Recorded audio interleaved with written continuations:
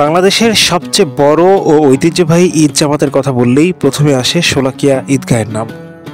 ১৭৫ বছরেরও বেশি সময় ধরে লাখো মুসল্লির অংশগ্রহণে অনুষ্ঠিত হয়ে আসছে এই ঐতিহাসিক জামাত। এবার ১৯৮তম ঈদ জামাত অনুষ্ঠিত হতে যাচ্ছে এক বিশেষ প্রেক্ষাপটে। ১৫ বছর পর আবারও প্রধান ইমামের দায়িত্ব পালন করবেন মুফতি আবুল খায়ের মোহাম্মদ সাইফুল্লাহ। বাংলাদেশের কিশোরগঞ্জে অবস্থিত শোলাকিয়া ঈদগাহ শুধু একটি নামাজের স্থান নয়, এটি ইসলামের ইতিহাস ও ঐতিহ্যের একটি গুরুত্বপূর্ণ প্রতীক।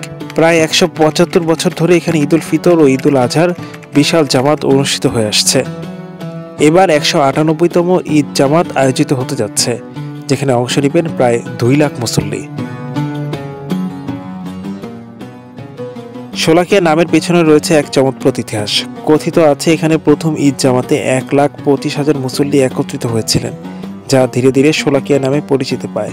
১৮২৮ সালে স্থানীয় জমিদার দেওয়ান হাজী সৈয়দ আহমদ এই বিশাল ঈদগাহের সূচনা করেন, যা পরবর্তীতে উপমহাদেশের বৃহত্তম ঈদ জামাতে পরিণত হয়।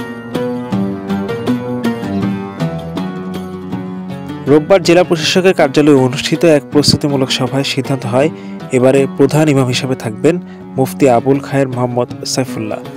২০০৯ সালে দায়িত্ব হারানোর পর এবার পুনর্বহাল হলেন তিনি। মুফতি আবুল খায়ের বলেন, আলহামদুলিল্লাহ, দীর্ঘ ১৫ বছর পর আবার শোলাকিয়া ঈদগাহের দায়িত্ব পেয়ে আমি আনন্দিত। এই ঈদগাহ শুধু একটি জামাতের স্থান নয়, এটি আমাদের ধর্মীয় ও ঐতিহ্যের প্রতীক। ইনশাল্লাহ শান্তিপূর্ণভাবে ঈদের জামাত অনুষ্ঠিত হবে। এবারের ঈদ জামাত নির্বিঘ্ন করতে ব্যাপক নিরাপত্তা ব্যবস্থা গ্রহণ করা হয়েছে। মুসল্লিদের জন্য থাকবে বিশেষ প্রবেশপথ ও নিরাপত্তা চেকপোস্ট। র্যাব, পুলিশ, আনসার সহ আইনশৃঙ্খলা বাহিনীর সদস্যরা সার্বক্ষণিক নজরদারিতে থাকবেন। ঐতিহাসিক শোলাকিয়া ময়দানে ঈদের জামাত যেন শুধুমাত্র নামাজ আদায় নয়, বরং একটি মিলন মেলা।